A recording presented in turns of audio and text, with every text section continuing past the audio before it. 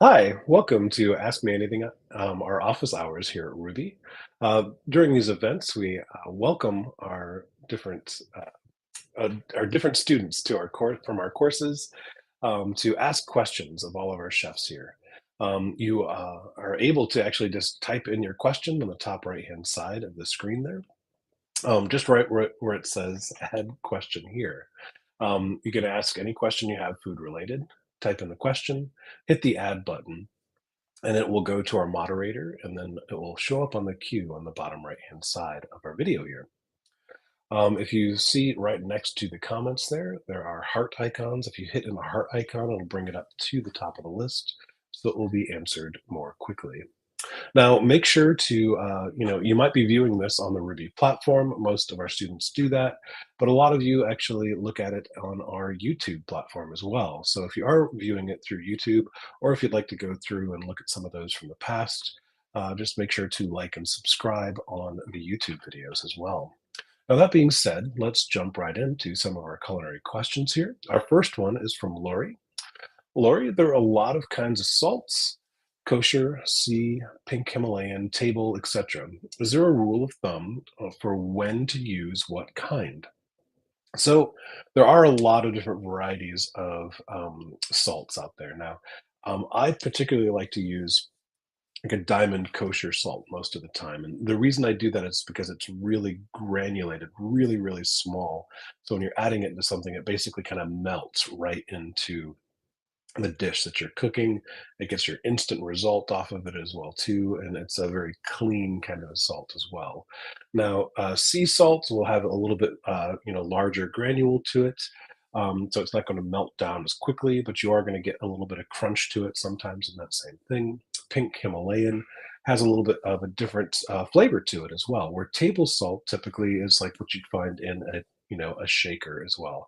Sometimes that has iodine that's added to it, sometimes not, but more often than not, it does.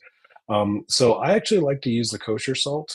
It's particularly diamond kosher salt more often than not.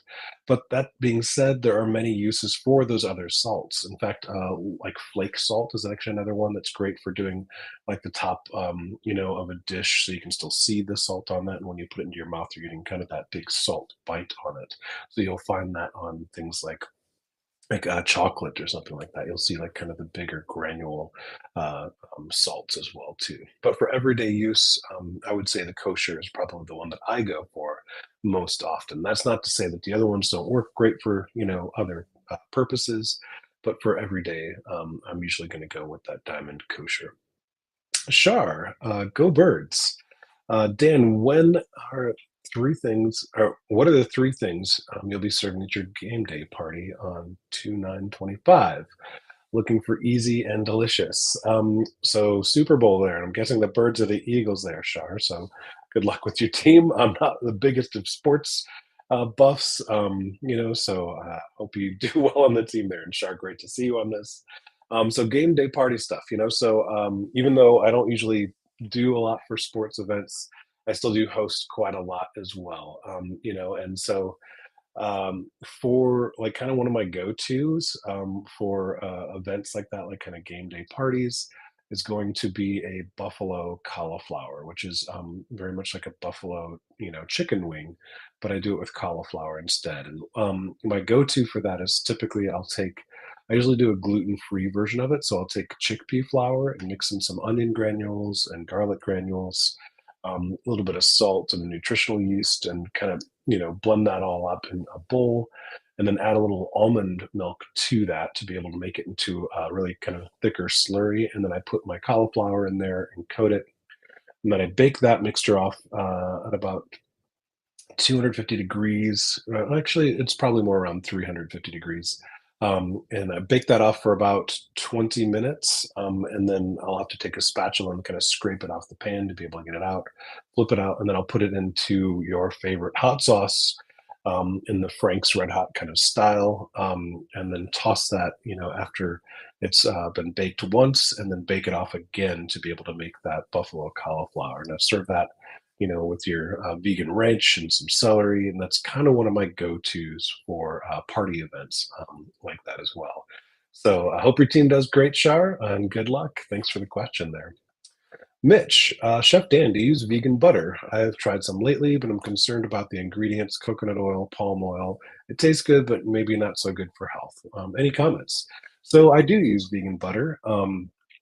And I keep kind of going back between different vegan butters for different purposes, right? So I actually love Miyoko, makes a wonderful butter that I've used for a long time. It's probably one of my favorites out of those, but there's a cashew version, and I think there's actually a coconut as well too. And you're kind of getting different evils of different kinds, right? So, like if you're 100% vegan on that, those are great things. But you can also go with the palm oil versions from a lot of the different makers out there. I liked Miyoko because when she first formulated it, it was pretty clean.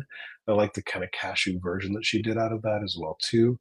It doesn't taste like exactly like a butter, but it worked well. I will sometimes make my own as well. So if you've taken the Plants Pro course or the Plants Plus, like if you took Plants Pro in the past, we have a Plants Plus. It's an updated that, and it has my vegan butter recipe in there as well.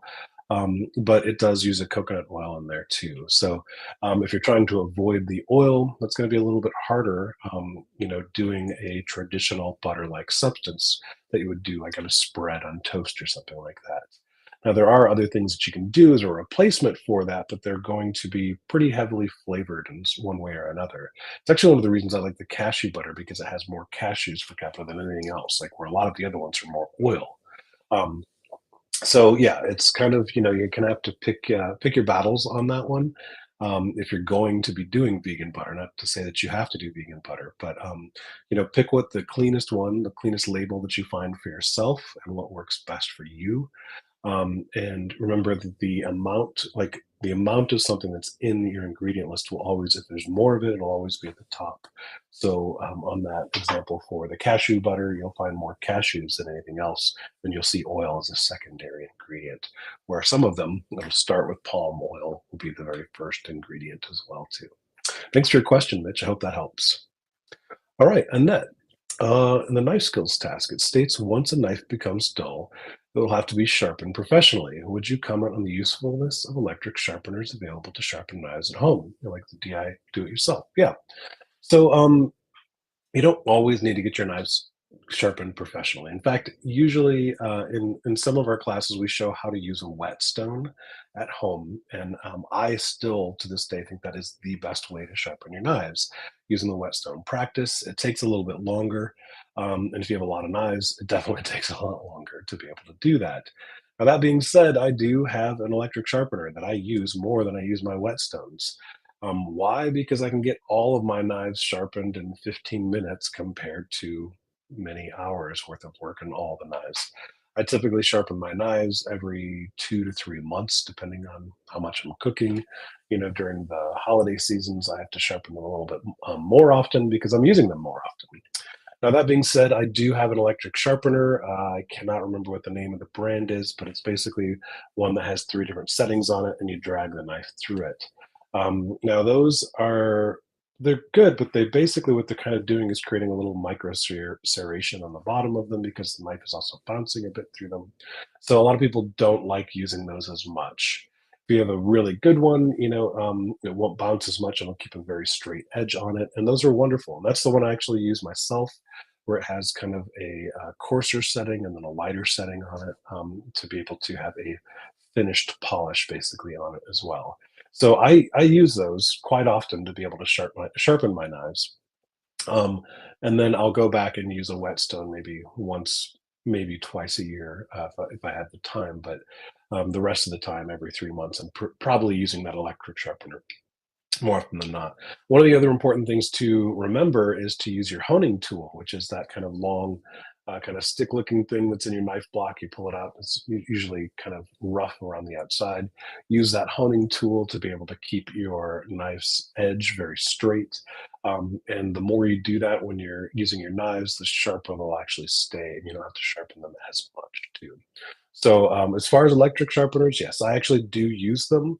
A lot of people kind of put their nose up at them, but to be able to get something done quick and easy out of them, that's great. Do they take a little more off of your knife compared to like a what a stone would, probably. But the knives that I have, I've had for years and years and years, probably 20 years, and they still work great after using those sharpeners in that way as well. Great question, Annette.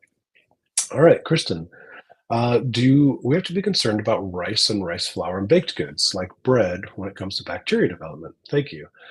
So, bacteria development in rice flour is something that people do worry about, but typically when you're putting it in a baked good, you're heating it up to the point where any of that bacteria development would actually be killed off.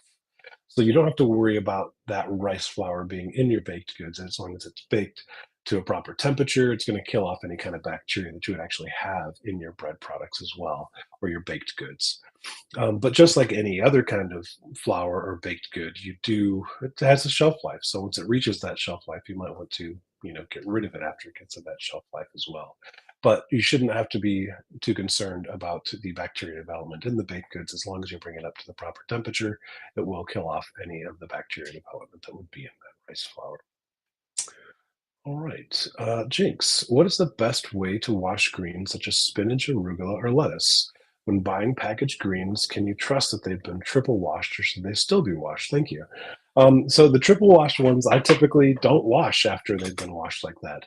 It's kind of one of those quick, easy, convenient things that we have from grocery stores, which is, I guess I trust that probably more than I should, but I do. But when I'm buying things like spinach, arugula, and lettuces from like farmers markets and stuff like that, I absolutely wash them. And what I do is I will, depending on how much of it I have, if it's a lot, I'll fill up a sink, a clean sink, or if it's smaller, I'll fill up, a large bowl of water and then put the greens on the top, and then I will push down the greens regularly to be able to submerge them under the water and continue to push those down repeatedly. And what's happening is that, like, say, the spinach is releasing some of the dirt particles that have been trapped in there, and it's releasing it down to the bottom of the sink or the bowl.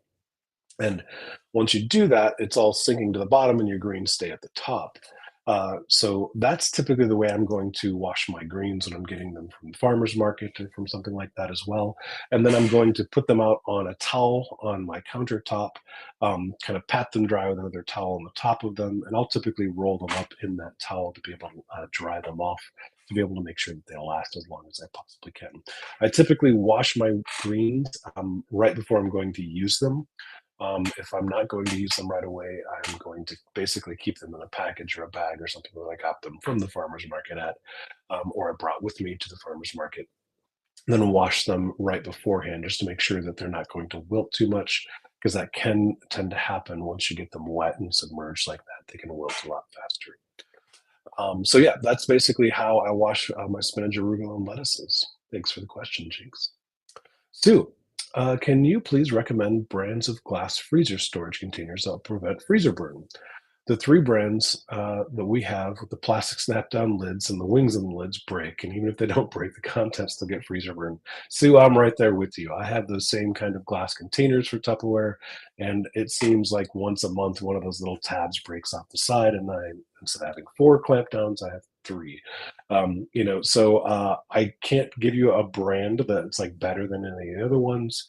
I think the ones that I have are like a Rubbermaid or something like that. I've gotten a few different varieties from different places like that. One of the things I can tell you though that I found to be able to prevent freezer burn is I'll actually put products into like a freezer Ziploc or storage bag like that that will has a zip basically on it, and that helps prevent freezer burn really well. Just make sure that you get as much of the air out of that product as possible, and then if I'm really trying to do it, I'll actually put that bag inside of that glass container and put the lid on as well too. Is it 100% guarantee? Absolutely not. Sometimes you will still get that freezer burn, but for someone like me in Wisconsin, when I'm trying to, preserve things that have been taken from the spring and the summer into the winter months, I have to figure out how to do that. And that's typically what I'm going to do is put them into um, uh, a freezer bag, and then I might actually put them inside the glass container as well too. Now, does it have to be glass if you're putting it already in plastic? No, it doesn't. You could totally do it in a plastic container as well. Just make sure that it has a seal around the top and it seals well. That is a problem if one of those little tabs breaks off because you don't get as good of a seal on the outside of that as well too. So yeah, so that's basically my solution for you. I hope that helps, Sue. Melissa, when using silken tofu, do you carefully drain the liquid or use it? I typically always am going to drain the liquid on any tofu, including silken, if I'm going to use it. So um, I I guess you could use it for something else as a high protein, kind of thing. But I've just always discarded the water that the tofu is being soaked in. That's basically just keeping it so it's not going to dry out and you get the right texture you're looking for as well too. You could probably do some experimentation with it to see if it would act like an aquafaba to be able to give you a protein-rich, water in it. But I've never done it myself, and I've never seen anybody else do that. So definitely do that with an air of caution as well, too, Melissa. All right, Tony. I want to get into making my own dairy-free coffee creamer. Do you have a recipe for that? Um, I don't, to tell you the truth. I've made a lot of different dairy-free milks before, but the creamer, you're basically looking to get the fat and the thicker kind of a texture out of that. So there are lots of different devices to be able to make, different kinds of milks like that. I know that they make some really fancy kind of like nut like almond milk makers that are like a couple $100. I've never used anything like that. I've always gone right to my Vitamix, and what basically looks like a cheesecloth that they call a nut bag, and you basically pour the almond milk basically through this as a strainer to catch any of the ground up nuts that are actually going through that. Now, the more you grind that up, the thicker that'll actually become as well too. So if you're using like a high-powered blender like a Vitamix, you can usually get it so you can grind up most of those nuts into a thicker like texture, and then just keep straining that to be able to make that happen. And the more often you do that through that, the thicker it'll get, and the more it'll act like a creamer because you're still getting the fat, not just the water and the flavor that comes through that. Again, I've not done the coffee creamer for that, but that's probably what I would start, as that. And you can also do like a froth out of it as well too, to be able to make it a little thicker as well too. So that would probably be my like start on it, but experiment with it a little bit and see how it works, Tony. Maria, hi Chef Dan. I would like to make cream of broccoli soup and wonder what whole food plant-based ingredient would make a good sub for the milk or cream. Actually, almond milk, just as we were talking about, would probably be my go-to for that because the nice thing is it has a nice fat content to it. And you can still, it's going to kind of keep together really well as well. And that cream of broccoli soup, you can add some nutritional yeast to it, other herbs if you want to as well, to be able to kind of get that nice kind of creaminess that you're looking for that the broccoli soup. So almond milk would definitely go my go-to for that. Something like a soy milk just isn't going to have the fat content that you're looking for to be able to hold up into a creamy like soup like that. All right, Mark, any ingredient suggestions, Dan, to wean myself off olive oil and cheese that I moderately have been have every evening to cook my sauté vegetables and add them to my hummus before eating. So, yeah, so that's people have different journeys with olive oil and with dairy products. Um, I know a lot of people that will kind of roller coaster and go up and down on both of those things. To wean yourself off, I always tell people to take small steps, don't swan dive. And what I mean by that is like if you have like a medical history or something where you need to stop something right away, definitely do that. But what I always recommend, with things like oil, is kind of help yourself by taking the smaller steps to have a better success rate over time. So what I tell people for olive oil or just olive oil, just oils in general, is when you're cooking with it, just put a small amount into the pan and then wipe it down with a paper towel. Then you're making your nonstick surface and you're not getting all the calories that you would if you were just glugging the oil into your pan. Um, a lot of people don't realize that any kind of oil, doesn't matter if it's olive oil or coconut oil, they'll have 120 calories per tablespoon. So you can easily add 500 calories to your dish before even putting food into your pan.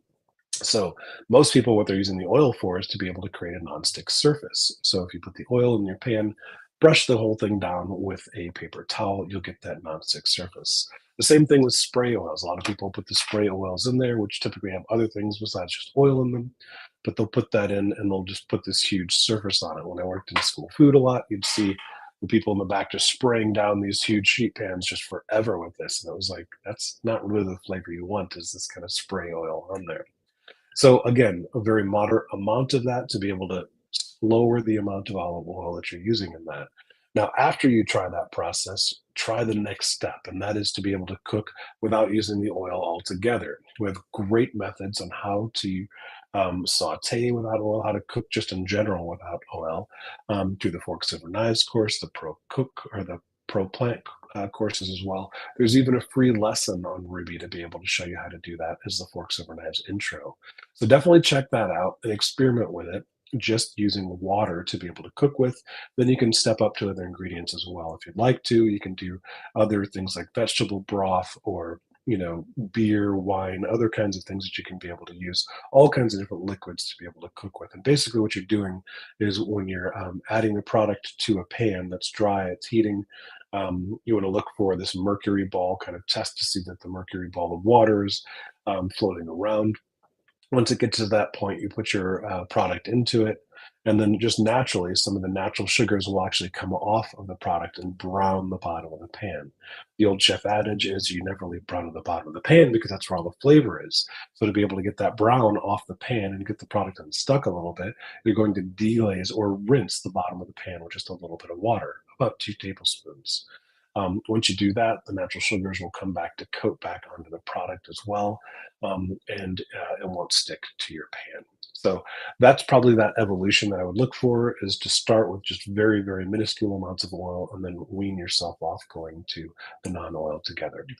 For cheeses, that's something you have to be able to kind of look for alternatives for to be able to start. I'm a big fan of using alternatives for people that are just weaning themselves off of something. So if you were a very big meat eater, I think it's totally okay to go on to the Impossible Burger, even if it's not as healthy, to be able to go on to something like a seitan, to be able to go on to like a veggie burger, or like a not analog of meat, but more of something like a bean and rice kind of a burger instead.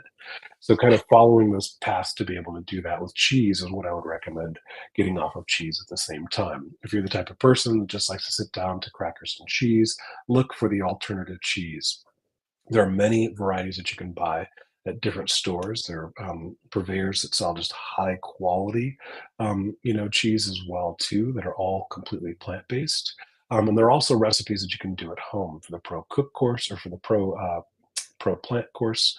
I know particularly we offer a couple different versions of cheese. We do like a Chev version, which is a cashew cheese.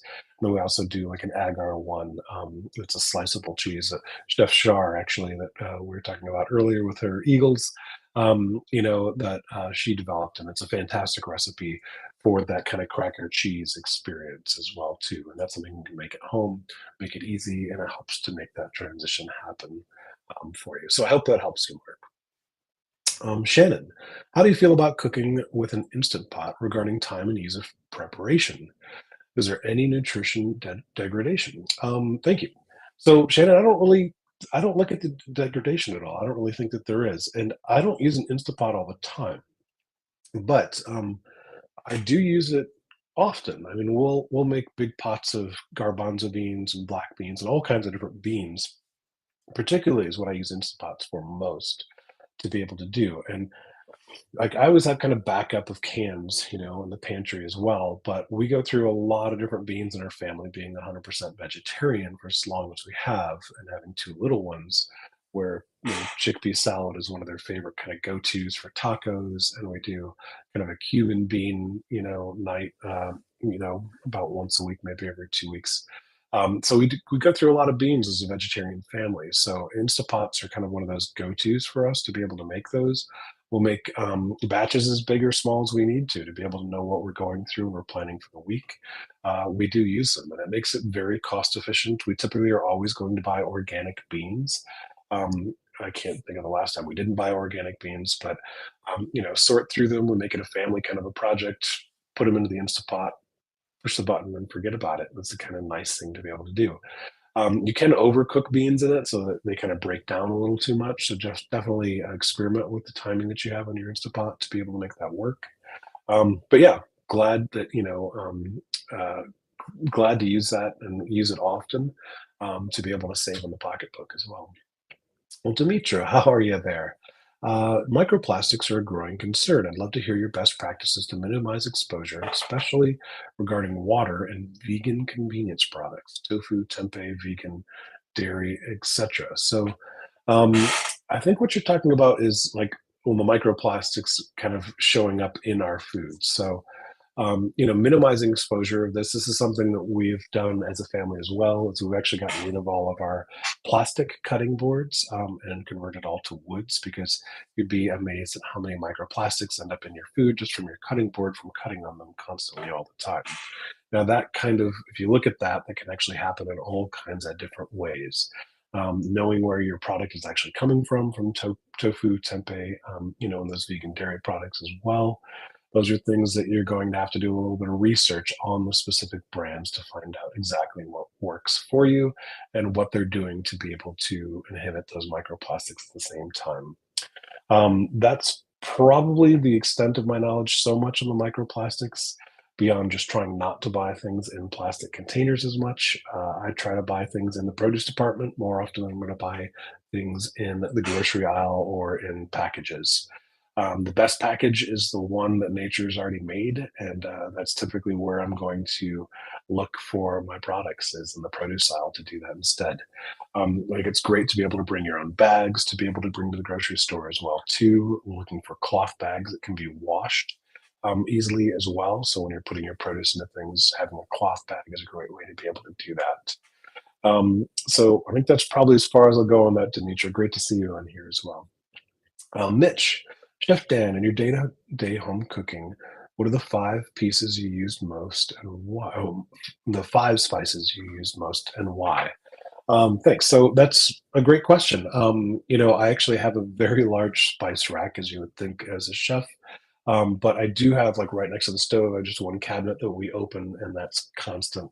Like those are the ones I use more often than not. So this makes it pretty easy for me to pick those out. Now beyond salt and pepper, which I don't actually use a ton of salt to begin with, but the other spices that are kind of my go-to are garlic granule, not garlic powder, but garlic granule, just a fine garlic granule, chili powder, cumin, um, turmeric, and curry powder and paprika. So it's a little more than five, but those are the ones that I keep literally there all the time because I grab them most often.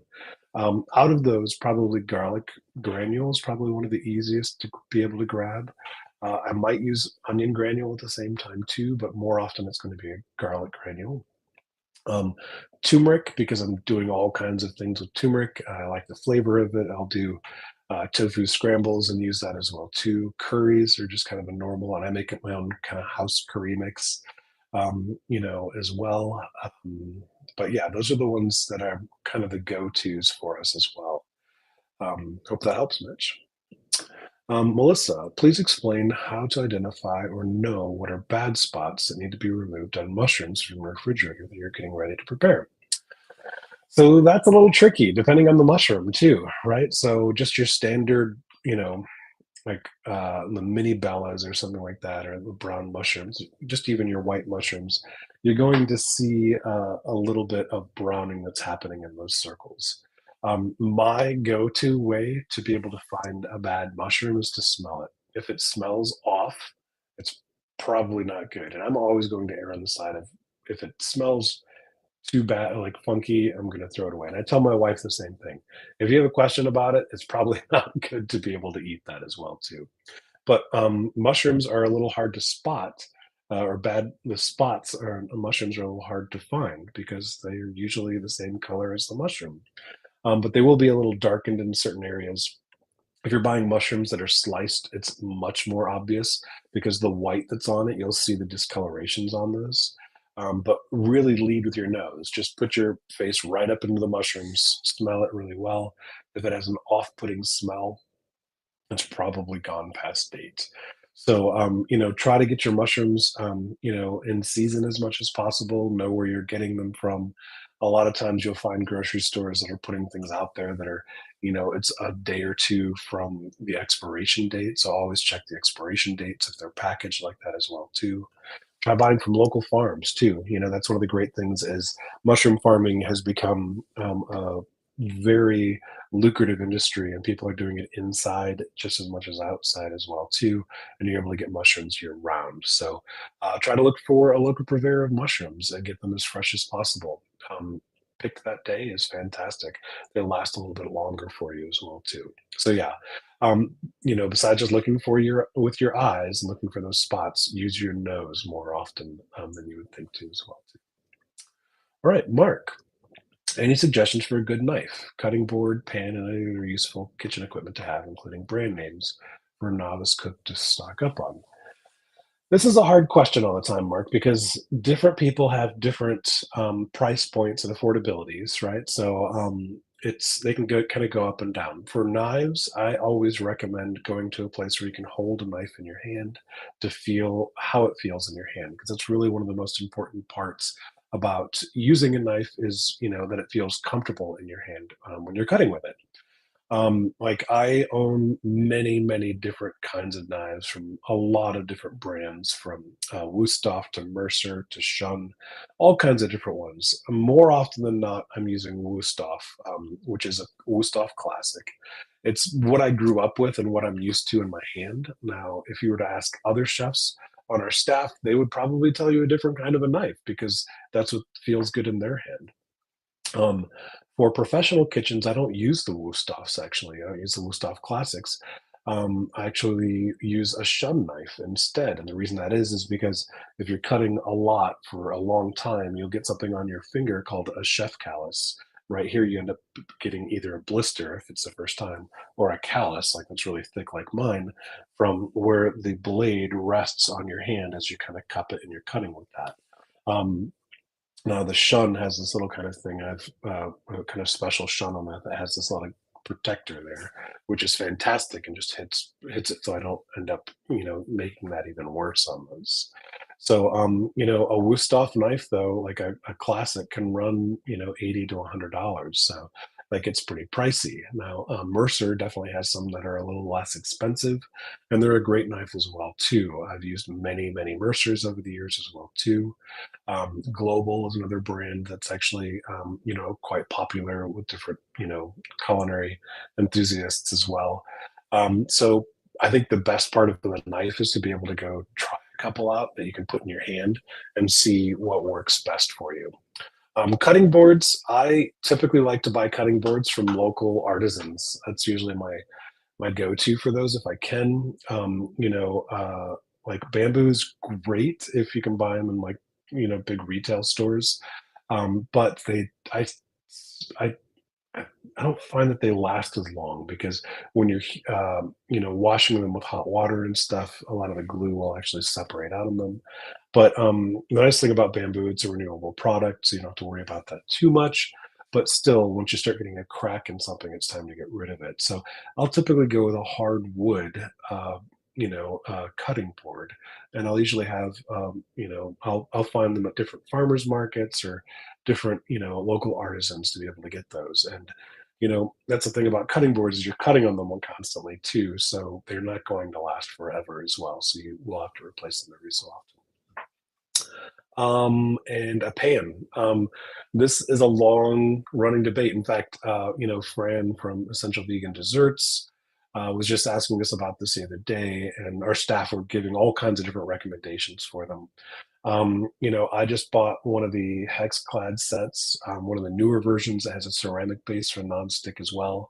But nonstick and myself have kind of a touch and go relationship. I'm not really a big fan of them. My go-tos are usually all clad stainless steel pans.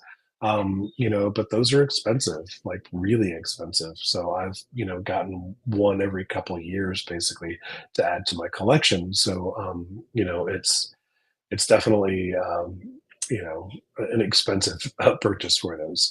Now, that being said, some of our other staff, would say something like made in. is probably one of those that they've talked about as well. Um, I know that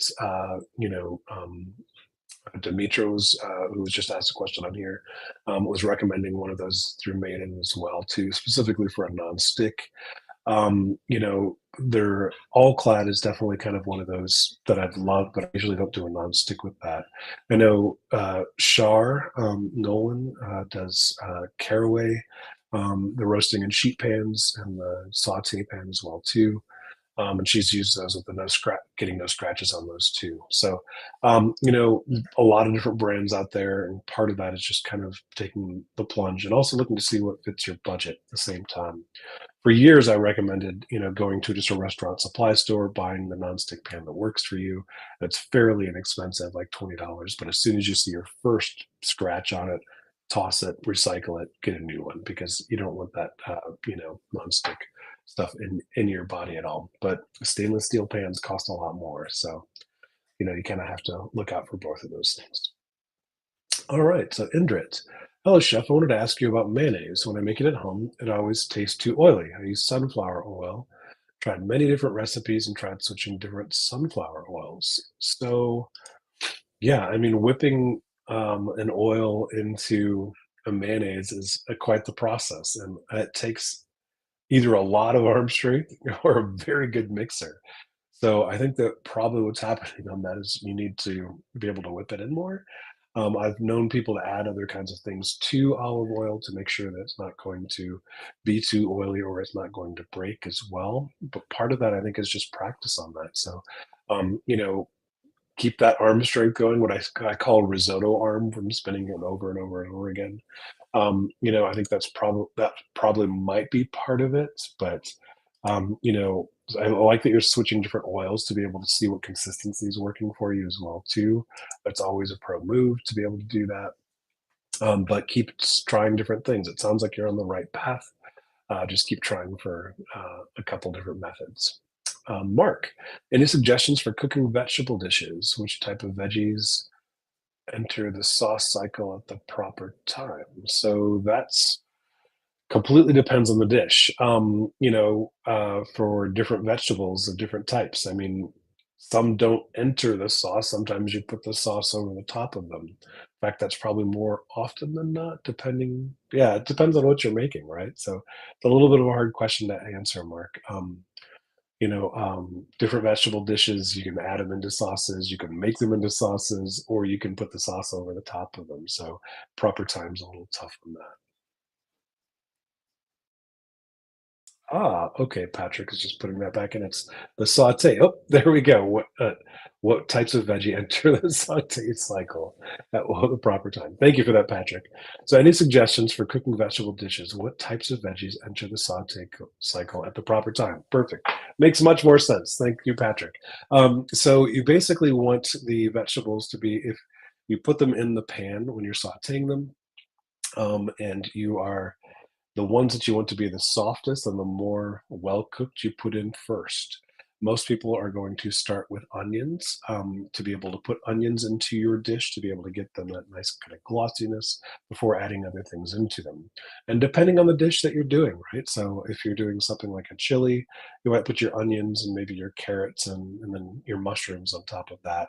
After each have had a little bit of time to be able to cook and then kind of add things after that as well too. But by and large, the things that are harder and more dense are going to have to cook longer. If you like the reason people use onions, at first is they want to get a nice, release some of those sugars and get that caramelization to add that little bit of sweetness to that to be able to start. Um, so it really kind of depends on what you're making for that as well too. But yeah, just think of it like a stir fry. The things you want cooked, the softest go in first. Linda, um, I love miso and hot water in the evening, but it does have a lot of salt health-wise. Is there a brand that's better for that? That kind of depends. I mean, yeah, I mean, there are a lot of different miso brands out there, and you're going to have to look basically for the sodium content on the label for each one of those. I love, going to different markets to be able to find different kinds of miso. I usually love the ones that are, made a little bit closer to home, but also love, different Japanese marts that I found, in the Chicago area, particularly, to be able to find a lot of different versions of that. And salt wise, you're just going to have to look at the label on those to be able to see how much is in those. The other option is to dilute it with more water, right? To be able to have more water into it will make it so the salt content is less. If you're using less miso, more water, it'll go down at the same time too. So a little hard to answer that. I don't have a specific brand that I'm going to recommend to you. There's a lot of different ones out there, and particularly just looking for that happy medium between the two. Matthew, you mentioned making buffalo cauliflower wings. Is everywhere I've tried them, they're always too soft. I've had a cauliflower courage that was crispy and delicious. How do you get more like wing style? So where I talked about it before, I bake them off at 350 degrees, and I do it for about 20 minutes. That's going to make a pretty soft cauliflower. If you do it for less, you're still going to have some of that crunch to it. So you can still get that kind of crunch to it. One of the tricks that I've actually used before too is blanching the cauliflower. So if you just bring water to a boil, a little bit of salt in it, you don't have to do the salt if you don't want to, but I'll blanch it just before becoming soft. So I still have a little bit of crunch, and a fork will go through it, but not all the way through it. And then you actually do your breading on the outside. The trick to that is getting your breading to be able to stick and cook at the same time too, right? Because you want that to kind of crunch to it. Like when you're getting these commercially cauliflower, most people are deep frying them. They're not actually baking them, which is I'm doing, and I'm just doing it for health reasons. So I'm not using a ton of oil on it. So try experimenting with that a little bit. Either A, try to cook it for less time with in the oven at the same temperature, but just not as 20 minutes. Maybe try it at 10, see how the texture looks. Or the other thing is to parboil them, to boil it, still have a nice crunch to it, and then put your breading on it, bake it for a little bit, and then put your hot sauce on the outside as well too. But yeah, it's definitely an art to be able to make that happen so it's not squishy. I have horrible luck with holding them over for a long time and not getting squishy. Air fryers actually work really really well for it as well too. So if you have an air fryer, that actually works really well too. All right, Lisa, when submitting photos for class, do you include a paper with your first name on it for every submission? I only see it requested for the first assignment and not for others. Thanks. Yeah, so that typically if the assignment says to have your name on the photo, you do want to include it for that task. Basically, what we're trying to make sure is that it's actually you doing this. We do more often than not, if something looks a little fishy and it looks like, wait, this looks like it's like unbelievably professional done or whatever, we will do image searches on them to make sure it's actually the student's image as well too. But putting your name on a paper in the thing saves us a step. So if you want to do that, that's great. You can do it for every photo you submit for it as well too. So having that in there is great. Um, but we only require it if it says in the task to require it. All right, Sue. Hi, Chef Dan. My question is about storing legumes and rice. How long do you let these items cool before refrigeration, and do you heat to 165 degrees if you're putting them in a salad? So, in most professional kitchens, when you're cooking something like that, like rice or beans, you have something called a speed chiller, and it basically will get temperature down really, really fast on items to be able to store them. And I will kind of repeat that process at home. I will often take if I know I'm just going to be using rice or beans and I'm saving them for later, I'll actually put them into onto a pan, a sheet pan, and put them into the freezer to be able to bring that temperature down quickly as possible. And then put it into the container I'm going to be using it for later. For beans, like later, I'll just take them right out of the fridge and put them onto a salad if I want to. For rice, I might microwave it for a little bit to be able to just make sure that they're coming to a certain temperature, make sure it's safe. There's been a lot of things about eating, rice, after a certain amount of time can be dangerous. There's mixed reviews about that, so I usually err on the side of being safe. So I'm usually going to heat rice up afterward if I'm using it for something else. But as long as you've cooled it quick enough to be able to make that happen, you're eating it pretty quickly after you're making it. You don't have to worry about that as much. If you're looking at 5 days later, I would definitely heat it up. All right. So, Melissa, a follow up mushroom question. So, on a white button mushroom, should the brown area spots be removed? So typically, if you're getting browning mushrooms and that you're getting that weird smell that I was talking about earlier, you just want to get rid of the mushroom. And on a white button mushroom, if you have just like a little spot on it, you can remove that spot. That's totally fine on it. But if you're seeing it consistently around the entire mushroom, I would just move on to the next mushroom. All right, Anna Marie. I've been asked to do a demonstration for a whole food plant-based group in March. I'll meet with the facilitator and get particulars. I'm not sure what the going rate might be. Any suggestions on what to offer? That's a very tough question, Anna Marie, because everybody's going to be different on those. I typically tell people to start off, like you want to charge what you're worth, but at the same time, you want repeat customers too. And if you're just doing this for the first time, it's a learning experience for you. So consider it like you're paying at the same time too. You don't want to charge a fortune to be able to do something like this, but you also want to be able to recoup your fees on this. So make sure that you're at least covering the costs of your supplies and some of your labor time as well too. If it's the first time you're doing it, make sure you're at least covering those supplies and a bit of the time that you're doing for any kind of help, any kind of rentals for dishes, any kind of rental for space as well too. But as you continue to do this, you can increase the price basically as you go, and you get more used to it. You'll get exactly what it's going to make it worth your time as well. I typically, when I'm doing kinds of things like that, you're either doing it for exposure, or you're doing it or for profit.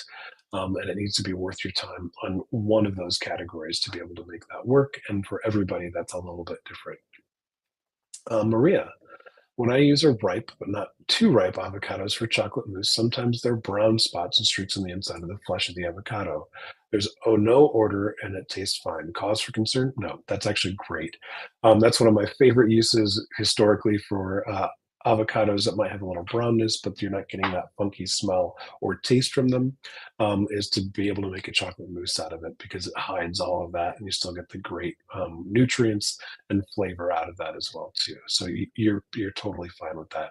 If you open up the avocado and it smells off, or if you taste a bit of it tastes off, I would move on to a different one. Avocados are so hard, right? It's like you're waiting and waiting and waiting, and then it's too late. Like so, you always have to watch out for it. Linda, hi Chef Dan, searching for a Puerto Rican sofrito recipe on Ruby, but I can't find it. Any recipe you have, please and thank you. I don't know of one that we have on Ruby. Now, sofrito recipes typically you're going to use, it's usually blended on up, so you'll put it in the food processor. And I would usually use a couple like medium onions. You could do yellow or white.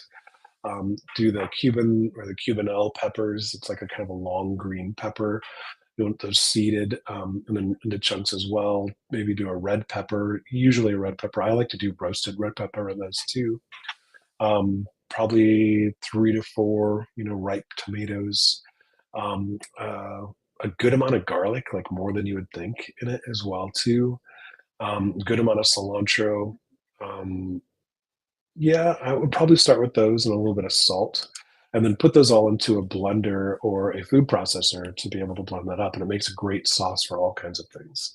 So that's just kind of like what I'm thinking off the top of my head from memory. I can't think of them that we have specifically on Ruby, so that's probably what I would go for. The roasted red pepper really makes a difference on those. Same with the Cubano peppers. I like to roast those as well too to be able to get a little more depth of flavor and kind of smokiness to it as well. It doesn't need to be cooked, but you can cook it if you want to. A lot of times you'll cook it before doing it as a sauce, depending on what you're putting it on as well. Too. All right, Diane, how would you wash medjool dates? They're so flaky and difficult to scrub and wipe dry. Yes, I totally know what you mean on this. I typically, if I'm going to do this, I'm going to do the same method I do with my greens, where I'm going to fill up a bowl with water, put them in there, and then kind of push down over and over to be able to make that happen, and use or to release anything that's on them. Any of the dirts that are on those. I might put just a dash of vinegar in the water as well too, with dates in particular. and then just vigorously push them down into the water, let the debris fall to the bottom, bring them out, put them onto a towel, and then dry them off very well, and then use them right away for those as well too. Good question, Diane. Rich, Chef Dan, do you occasionally make your own bread? I've been making whole wheat bread lately. Recipe from M. Bittman. It tastes great, but a bit heavy. Any bread making tips for whole grain breads? That is definitely not my expertise. My wife is the bread maker of the family, so I don't make a lot of bread for it, and whole wheat breads in particular. As a recipe builder, I'm definitely more on. I don't do pastries and breads very much. It's so exact science that I usually just follow the recipe to the exact point. Um, Peter Peter Reinhardt is probably one of my favorite recipe books. And then, Margaret Wittenberg gave me a book years ago called Bread Time. It's actually a great book as well too. For Yeah, let me grab it. It's right off screen. But this is one of those down to earth cookbook. It's a great little cookbook that was gifted by. If you don't know Margaret Wittenberg, you should look Margaret Wittenberg up as well. Just moved to Wisconsin as well, so Margaret, if you're out there, hello. But great book to be able to go through. And Peter Reinhardt is another one that I love to go through. Another great book. But I typically will just exactly follow recipes for baking because it's an exact science. So good luck with that, Mitch. Kathy, hi, Chef Dan. I like to make biscotti, which involves toasting almonds and anise seeds. Does it affect the quality to batch roast a month's worth of seeds and nuts? Wow, it depends on how much you're going through. I would probably tell you if I'm going to make a biscotti with those, for the almonds and anise, I would do them kind of as you need them because you're also releasing some of the oils that are coming out of that, and that might lose a little bit if you're holding them for a month long. Your first batch is going to taste a little bit different than the last batch. So I would maybe do it, maybe every 2 weeks, depending on how often you're making your biscotti. But yeah, I think a month is probably a little bit too long. You'll probably lose some of those essential oils that are coming off of those, and which are going to really affect the flavor. Meryl, I've always wanted to work in a restaurant, kitchen, cooked prep for years, and an amateur chef at home. As I get a course experience, what's the best way to enter this type of arrangement? Well, that's fantastic, Mario. I'm a big proponent of working in restaurants to be able to increase your skills. It's how most chefs get a lot of their skills. I think the best way is to find a restaurant that you enjoy the food and that you like a certain presentation or style from, and then ask to talk with the chef and just kind of pick their brain a little bit about what it would be like to be able to work for them. You know, if you've been an amateur chef at home, you probably have some of the skills that they already need for that as well too. Um, working in a kitchen, it's fantastic. I love it because you can gain a lot of experience with each kitchen that you work in, and as long as you're upfront and honest with the staff of the kitchen and the chef or the ownership or whoever, to say, look, I'm here to be able to help you, and this is going to be a symbiotic relationship, and be upfront with that right away. It should be a pretty advantageous relationship to be able to make that work for all parties involved. So the biggest thing is just to be honest about what you're wanting to do, that you're there to learn, and you're also there to be able to help them, right, on the busiest times. Now, as looking at that as a learning experience, don't expect to get paid a ton of money for doing that, right? If you want to work in a kitchen as a full time and you're looking to do it for years, great, take that job and stick with that as well. But if you're just starting out, I would definitely recommend trying what in the industry is called staging, which is basically you're working basically for free at a kitchen for a couple of months, and you go to a different place for a couple of months, you can go to a different place. And when I mean a couple of months, I'm not saying two. A lot of times it's 3 to 6 months um, working in a place and working like a dog to be able to make sure that they know that you're there to really show up and be present. You have to show up on time every single time. Usually, first one in, last one out kind of a deal. And that is when you can open up the magic, and the chefs will open up their minds and start to teach you things at the same time. The more helpful you are in the kitchen, the more they will teach you. Typically, to be able to make the restaurant experience better, and you'll get better skills out at the same time. So good luck on that adventure, Meryl. It's definitely can be advantageous. Well, thank you everybody for joining us for the Ask Me Anything in our office hours. Again, if you don't mind going over to YouTube and liking and subscribing to our channel and liking our videos, it'd be great to be able to just see you over there. And you can also look either on our platform by searching through our live events. You can find archives of a lot of these different videos, and you can find a lot of them on YouTube, depending on the platform you're using. So thank you so much for joining us. Have a great rest of your day.